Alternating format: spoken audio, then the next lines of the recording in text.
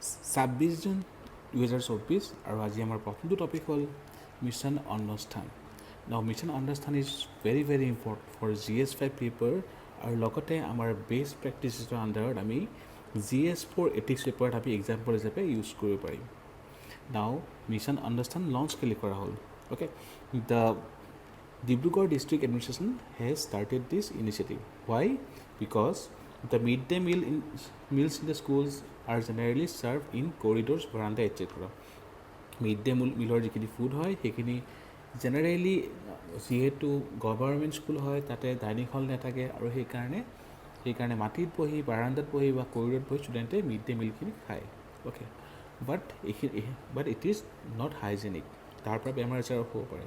Okay, so practice of serving midday meals in open spaces like veranda lead to unhygienic practices, chaos in the school and lack of discipline and supervision. আৰু সেইটো কাৰণে the district government administration of Dibrugarh started this initiative to construct dining halls in at least 100 schools in the first phase. Okay, ইয়াৰ পৰা students will also be able to learn the table etiquette. Okay, now mission অন্নস্থানৰ পৰা কি হ'ব যে there B dining space থাকিব, right? তো ইয়াৰ পৰা আমাৰ hygienic food এটা হাইজেনিক ৱেত তেওঁলোকে ল'ব পাৰিব, ৰাইট? তাৰ পৰা আমাৰ কি হ'ব, বেমাৰ আজাৰ এড্ৰেছ কৰিবৰ কাৰণে সুবিধা হ'ব, ৰাইট? দেন স্কুলৰ ইনফ্ৰাষ্ট্ৰাকচাৰ এটাও বনিব। অ'কে, আৰু লগতে ইন ফিউচাৰ তেওঁলোকে তাৰ পৰা টেবল এটিকুৱেট এটচেট্ৰা শিকিব পাৰিব। তো GS4 পেপাৰৰ কাৰণে important, as an example you can use in the mains paper. Next topic is the issue of water stress, very important. So as per Moody, the credit rating agency, water stress can hurt the credit profile of India. Okay, now as per the Moody's rating, they warn that India's growing water shortage and increasingly frequent climate change driven natural disaster amid a rise of consumption and rapid economic growth can negatively affect the country's sovereign growth strength. Now in the recent years আমাৰ কি হৈছে, the incidence of drought আমাৰ লাহে লাহে বাঢ়িব আৰম্ভ কৰিছে। Similarly in some other regions incidence of cloud bursts etc. আমাৰ লাহে লাহে বাঢ়িব আৰম্ভ কৰিছে, ঠিক আছে? Now ইয়াৰ পৰা কি হ'ব, drought হোৱাৰ লগে লগে it will affect the agriculture, then there will be question about the food security, ঠিক আছে? আৰু যেতিয়া ড্ৰট হ'ব ৱাটাৰ লাহে লাহে কমি যাব। অ'কে, আৰু ৱাটাৰ তেতিয়া আমি কি হ'ব, লাহে লাহে আমাৰ India already is a water stress country. There is a rating called or index called Falkenmark index আৰু they gave a report every year, Falkenmark index. So as per this index যদি কোনোবা এখন কাউণ্ট্ৰিৰ 1700 কিউবিক মিটাৰতকৈ কম পানী থাকে, okay, তেনেহ'লে it is water stress. Less than 1000 হ'লে water scarcity, less than 500 হ'লে very high water scarcity. Okay, now annual average water availability per capita is India is already around 1486 cubic meters, তাৰমানে already আমাৰ water stress হৈয়ে আছে, and it will further drop to 1367, ঠিক আছে? তো water drop হোৱাৰ লগে লগে আমাৰ এগ্ৰিকালচাৰ প্ৰডিউচ কমিব, ৰাইট, এটচেট্ৰা। তো তাৰ পৰা ইকনমিক ইম্পেক্ট পৰিব, ৰাইট? আৰু সেইকাৰণে the credit rating agency said that it will impact the credit profile. Now currently rated Baa3 stable by Moody, which denotes the lowest investment grade rating. India is susceptible to increasing water stress and any drop in water supply for which it is heavily reliant on monsoon rains could disrupt operations in factories and farms. আৰু যদি আমি গভৰ্ণমেণ্টৰ এতিয়াৰ ইনিচিয়েটিভখিনি চাওঁ, north ইষ্টত wetland interlinking অসমৰ কাৰণে, then recently 50 ponds connecting the Brahmaputra river etcetera. So' water হাৰ্ভেষ্টিঙৰ কাৰণে গভৰ্ণমেণ্টে বিভিন্ন ষ্টেপ লৈ আছে। নাও there is another issue discussed in the article, that is the issue of drought and weak monsoon. Okay, the Indian Ocean warmed at a rate of 1.2 degrees Celsius per century during 1950 to 2020 আৰু intensified to 1.7 to 3.8 degrees Celsius during 2020 to 2100 as per Government of India, Indian Institute of Tropical Meteorology. Now what happened, যেতিয়া water temperature বাঢ়ি যাব, তেনেহ'লে difference between land and water temperature কমি যাব। Okay, নাও যিটো মানে প্ৰেছাৰ ডিফাৰেঞ্চ ক্ৰিয়েট হয় সেই প্ৰেছাৰ ডিফাৰেঞ্চটো আপোনাৰ লোৱাৰ হৈ যাব ঠিক আছে এণ্ড ডিউ টু লোৱাৰ লেট চে ৱাটাৰৰ ওপৰত যদি ৱাৰ্মিং আৰম্ভ হয় তেনেহ'লে কি হ'ব যিমানে বেছি ৱাৰ্মিং হ'ব সিমানে ল' প্ৰেছাৰ ক্ৰিয়েট হ'ব আৰম্ভ কৰিব ঠিক আছে তো তেতিয়া কি হ'ব টুৱাৰ্ডছ দ্য ৱাটাৰ উইণ্ডটো মুভ হ'বলৈ আৰম্ভ কৰিব ঠিক আছে তো this is leading to a narrowing gap between land and sea temperature and weakening of monsoon cycle because of the higher the temperature of sea water related to the land weaker monsoon rainfall generally becomes okay তো temperature of sea water যদি higher হয় related to the that of land there will be weaker monsoon কিহৰ কাৰণে যদি water ওপৰৰ প্ৰেছাৰটো টেম্পাৰেচাৰটো হাই হৈ গ'ল তেনে হোৱাট উইল হেপেন তাৰ ওপৰত প্ৰেছাৰটো ল' হৈ যাব ঠিক আছে আৰু বতাহ ক'ৰ পৰা যায় বতাহ যায় হাই প্ৰেছাৰৰ পৰা ল' প্ৰেছাৰলৈকে তো মনচুনে যিটো ষ্ট্ৰেংথ পাই আছে ঠিক আছে সেই ষ্ট্ৰেংথটো লাহে লাহে এইটো ডিক্লাইন হ'বলৈ আৰম্ভ কৰিব okay so' declining the monsoon strength will lead to water scarcity and lower rainfall so then maybe issue of drought also so very important article GS-ৰ কাৰণে ইম্পৰ্টেণ্ট হয় ৰাইট ৱাটাৰ চিষ্টেমৰ কাৰণে ইম্পৰ্টেণ্ট হয় আমাৰ ক্ৰেডিট ৰেটিংৰ কাৰণে ইম্পৰ্টেণ্ট হয় and GS1 GS3 for both of it is very important the next topic is about Pragyan Bharati scheme now ইয়াতে কি কোৱা হৈছে free admission for students at the college level now aim of the scheme is for the poor students in the state and to help them achieve benefits of the higher education. Scope ki hoy schemes will applicable to the students seeking admission into first year of HS, BA, BSc, BCom, MA, MSc, MCom courses. ঠিক আছে আৰু যদি self financing course হয় তেনেহ'লে they will not be eligible. Institution কি cover কৰা হৈছে all government colleges all government medical colleges in right provincial colleges of Assam but the scheme will not cover the private college private university and central university also in Assam Prelims কাৰণে বহুত important point হয় right category of students eligible under the scheme students whose parental income is less than 2 lakh from all sources will be eligible to avail this scheme ইয়াৰ বাহিৰে similar scheme এটা আছে Assam Pragyan Bharati Scooty scheme 2020 launch কৰা হৈছিলে কিহৰ কাৰণে যিহেতু সকলোবোৰ গাঁও অঞ্চলত ইন আছাম চবতে আপোনাৰ কলেজ নাই জেনেৰেলি গাঁৱৰ পৰা টাউনলৈকে কলেজলৈকে দূৰ হয় ৰাইট তো সেই ডিষ্টেঞ্চটো হোৱাৰ কাৰণে বহুতে পঢ়া শুনা কৰিব নোৱাৰে আৰু সেই তাৰ কাৰণে আমাৰ গাঁও লেভেলত okay at the rural and village level আমাৰ ইছ্যুটো কি আছিলে ইছ্যুটো হ'ল যে ওমেন এডুকেশ্যনৰ ওপৰত ভালেখিনি ইম্পেক্ট পৰিছিলে right To address this, government decided to provide scooters, okay, to students who have qualified the higher secondary examination. And the initiative was introduced under the banner of renowned famous writer Dr. Banikanta Kakoti, okay, or hence it is also known as Banikanta Kakoti Award. Very important Pragyan Bharati scheme for GS2 paper and also for GS2 social justice part. The next topic is about the tea sector. Again, green leaves qualify for pesticide testing. Small growers please to keep quality intake. তো যিহেতু in the recent times অসমৰ যিখিনি T production হৈ আছে তাতে ভালেখিনি quantity মাৰ্কেটত western country ল'ব বিচৰা নাছিলে because of the pesticide issue right তো the food safety and the standards authority of India FSSAI previously put in place a maximum residual limit MRL for 5 pesticides. Okay, these are the 5 pesticides. Also, the Ministry of Agriculture and Farmers Welfare restricted the use of glyphosate, okay, which is widely used as herbicide, citing human health hazard and for animal hazard. So now the tea sector is increasingly pledging to keep the quality intact and use mainly the biopesticides. Okay, the next topic is about the AI-based tea cultivation project for small tea growers.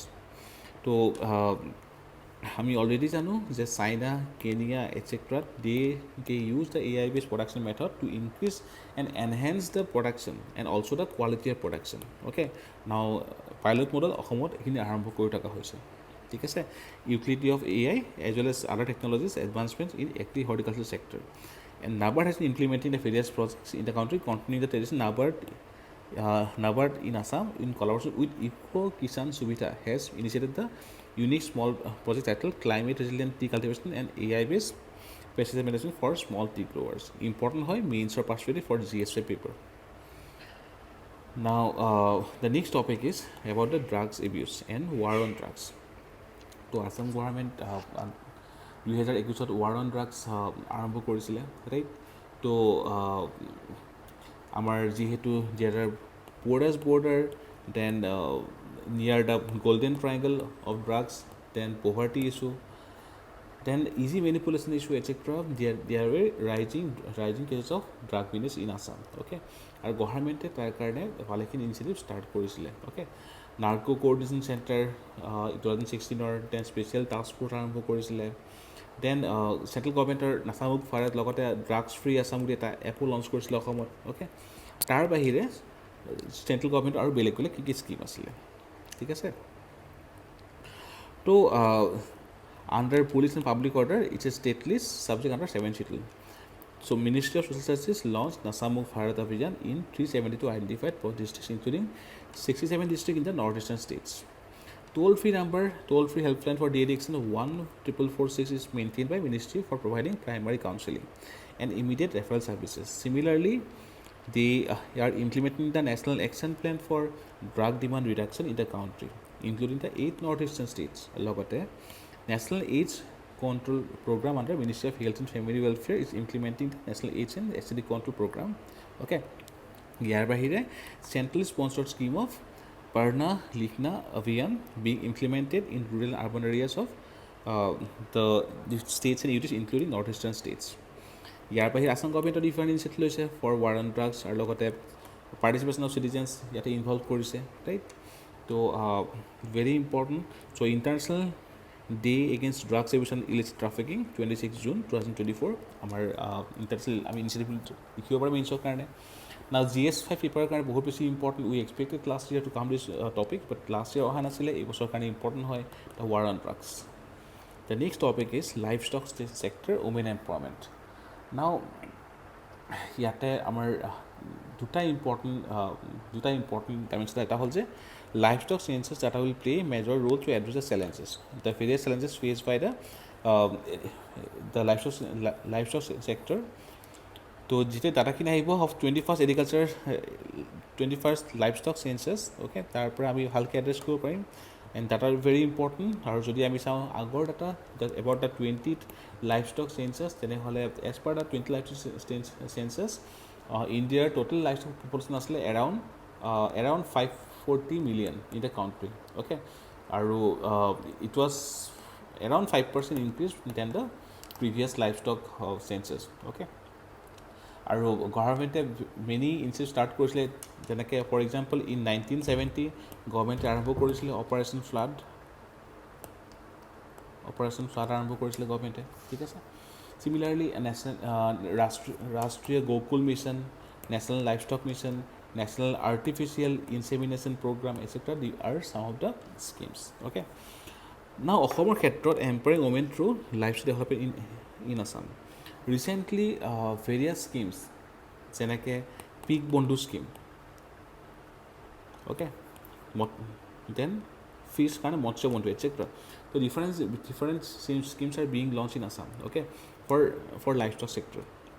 Now, আমাৰ ঘৰে ঘৰে পুখুৰী, ঘৰে ঘৰে মাছ, সেই তাৰ লগত আমাৰ কানেকশ্যন কৰি এভৰি হাউচ হোল্ড গাঁও অঞ্চলত আমাৰ জেনেৰেলি লাইভষ্টক থাকেই, গৰু ছাগলী পোৱা যায়, okay?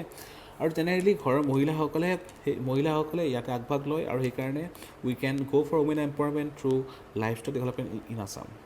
For centuries women Assam has played a crucial role in agriculture and livestock ছেক্টৰ্ছ.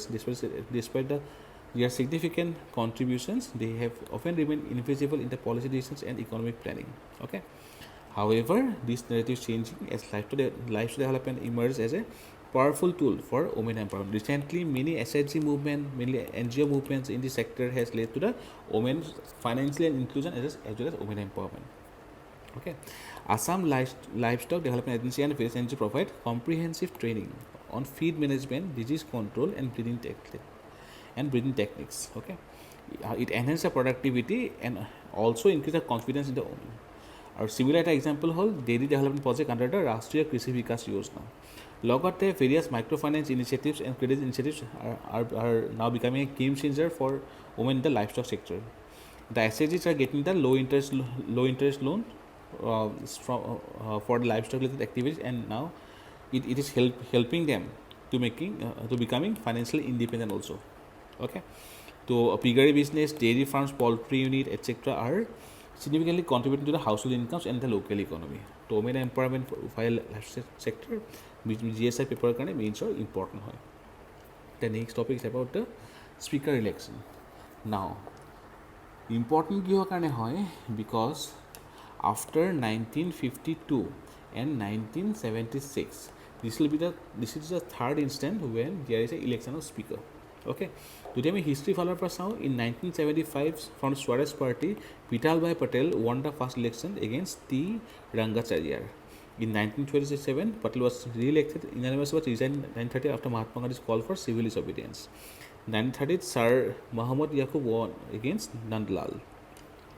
So in 1946, G.V. Mavalankar won the last contest against 𝐂𝐲𝐬𝐬𝐃𝐢𝐬 and became the Speaker of the Constituent Assembly. Okay, so Speaker of the article now, it is Article 93. Governed by Article 93, the Speaker of Lok Sabha is elected on simple majority. Okay, so it implies that candidate who receives more than half the votes from the members present in the House is elected as Speaker. Now, what is the importance and significance? First of all, he is a principal. He or she is the principal spokesperson of the House. Okay. Next to all, he is the final interpreter of the provision of Constitution inside the House, within the House. Okay. Maintaining law and order decorum, then the power to disqualify member under Anti-Defection Law Article 102. Appoint 7 of the all committee. He can also allow secret sittings. Okay. Also decides whether a bill is money bill or not under Article 109 and Article 110, etc. So Speaker is of utmost importance to prelims karone bahut beshi important hobo, and significance and importance are important from its perspective. The next topic is about fossil fuel demand. As per recent report, the fossil fuel demand is up in India. In this article, as per this article, at least 86% of the total crude requirement of the country is made from imports. Okay, so due to rapid expansion of the global energy demand, okay, now there is a demand for the sustainable development. India imports 86% of the energy demand and more than half of the total electricity produced in the countries from thermal plants. Now they are significantly working for the solar plant, wind energy, etc. Fossil consumption in India rose by increased 8% in 2023, accounting for almost all demand growth, while its share of overall consumption stood at 89%, according to the report. ইয়াৰ বাহিৰে, as per Energy Institute report, for the first time, prelims are important, more coal was used in India than Europe and North America combined. Okay, so our fossil fuel demand increase hoise, so there is efforts to increase country's crude output and also other ethanol, methanol, etc. right? So সেইখিনি ক্ষেত্ৰত গভৰ্ণমেণ্টে লাহে লাহে step লোৱা আৰম্ভ কৰিছে. Now second topic is electricity made from earth's heat to power homes. So as per this recent study, one method of making electricity cleanly to address climate change has been quietly advancing. As a California utility is backing the largest new geothermal development in USA, 400 megawatts of clean electricity from the earth's heat, enough for some 4 lakhs home. Okay, so the company is drilling up to 125 wells in southwest of Utah. Okay, so it's a new advancements. আৰু আমি electric কথা যেতিয়া কওঁ, অসমৰ আমাৰ 2600 megawatt per day demand, আৰু আমাৰ supply, আমাৰ নিজৰ প্ৰডাকশ্যন কিমান আছে, এৰাউণ্ড 300 মেগাৱাট, ৰাইট? আমাৰ বহুত ডেফিচিট আছে. So' in future definitely we can opt for the geothermal energy development. Okay, তো মেইনছত যদি কুৱেশ্যন আহে পাৱাৰ ছেক্টৰৰ ওপৰত, দেন ৱে ফৰৱাৰ্ডত we can give this kind of examples. The next topic is about deputy speaker. Now তো 2019 পৰা 2024 আমাৰ ডেপুটি স্পীকাৰ নাছিলে. That was a controversy also. Okay, the constitutional post was vacant from 2019 to 2024. নাও again article 93. তো Lok Sabha, the election of deputy speaker is governed by Rule 8 of the Rules and Procedure of Conduct and Business in Lok Sabha. Deputy speaker is elected by the Lok Sabha from amongst the members right after the election of the speaker, and the election of the deputy speaker is fixed by the speaker. Time frame ki hoy, the election of the deputy speaker usually takes place in the second session, generally not delayed. Term ki hoy, enter duration of the house, that is 5 years. There are conditions for vacation also. Provision under Article 95, the Deputy Speaker performs the duties of the Speaker's office when it is absent. Okay. Is it mandatory under Constitution to have a Deputy Speaker? The Constitution doesn't specify a time frame for making the appointments. It is this gap in the provision that allows government to delay or avoid appointing a Deputy Speaker. However, many constitutional experts said that both Article 93 and Article 178 use the words shall and as soon as may be, indicating not only is the election of the Speaker, Deputy Speaker mandatory, but also at the earliest. Okay. Yar bahire, opposition had the post of Deputy Speaker continuously from 1990 up to 2014. Okay. Or 2019 পৰা আমাৰ 2024 লৈ আমাৰ এইটো vacant আছিলে ঠিক আছে প্ৰিলিমছৰ কাৰণে important হয় স্পিকাৰ ডেপুটি স্পিকাৰছ ৰোল এটসেট্ৰা মেইনছৰ কাৰণে ইম্পৰ্টেণ্ট হয় The next topic is about WHO guideline about physical activity, right? So, as per the report, nearly 50% of Indians less active than recommended. WHO recommends at least 150 to 300 minutes of moderate aerobic activity per week or equivalent vigorous activity for all the adults. Insufficient activity is defined as not doing 150 minutes of moderate intensity activity, 75 minutes of vigorous activity or equivalent combination per week. India has the 12th highest prevalence of insufficient physical activity among the 195 countries worldwide. Okay, near one third of the adults, approximately 1.8 billion people, did not meet the recommended levels. Half of Indian population does not meet the World Health Organization guidelines. Okay, more women than men are physically inactive. So these are the certain data which can be used for the mains exam for different papers. Okay. The next topic is about the debt to GDP, India's external debt rise. Okay. Now, যদি আমি only debt to GDP চাওঁ, okay. So debt to GDP কি হয় actually? It is a ratio of a country's total debt, okay, and its gross domestic product. Okay. A low debt to GDP ratio কোনো count থাকে তেনেহ'লে it indicates that the economy produces goods and services sufficient to pay back the debts without incurring further debt. Okay, but যদি higher হৈ যায় তেনেহ'লে there may be certain problem. Okay, যদি external debt ৰ কথা কওঁ তো India as per this report India's external debt কি হৈছে rises 39.7 billion year on year. Okay, to now it is 663.8 billion. Okay. So, our debt price India's external debt at the end of March 2024 was 63.8 billion. So, external debt to GDP declined to 18.7%. So, it has declined at the end March 2024 from 19% at end March 2023. So, year on year decline হৈছে. Okay. So, our ইয়াতে our components বা কি আছে US dollar denominated debt remained the largest component of India's external debt with a share of 53.8%, followed by debt denominated in the Indian rupee, yen, SDR and euro. So our external debt highest whole US dominated dollar debt. Okay, the share of outstanding debt of non-financial corporations in total external debt was highest at 37.4%, followed by deposit taking corporations, government, general government and other financial corporations. So highest debt কাৰ আছে debt of non-financial corporation, then deposit taking corporations, then general government and other financial corporations. Loans remain the largest components of the external debt with a share of 33.4%, followed by currency deposits and trade and credit advances and debt securities. These are data are important for mains person also as prelims previously এনেকুৱা data আমাৰ question সুধিছে ঠিক আছে যদি আমি কওঁ India's only debt to GDP, not external debt, India's debt to GDP stands at approximately 68%. Okay, in comparison USA has 104%, Japan is around 230%. Okay.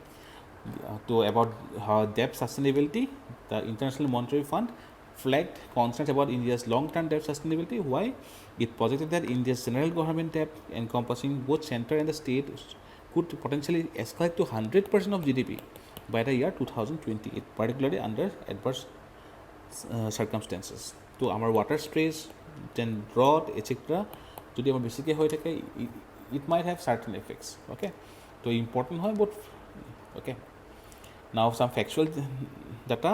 China completes historic first in moon mission. Lunar probe Chang'e 6 brings back first ever samples from the far side of Earth's only satellite.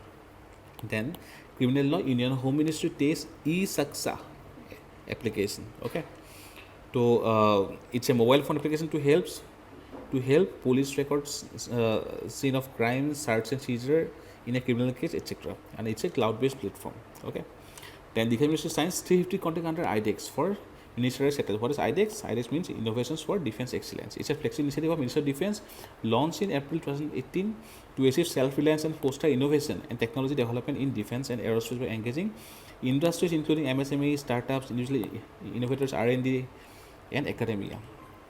So important hoy, IDEX will be funded and managed by Defense Innovation and Organization DIO, which has been formed as a not-for-profit company as per Section 8 of the Companies Act 2013.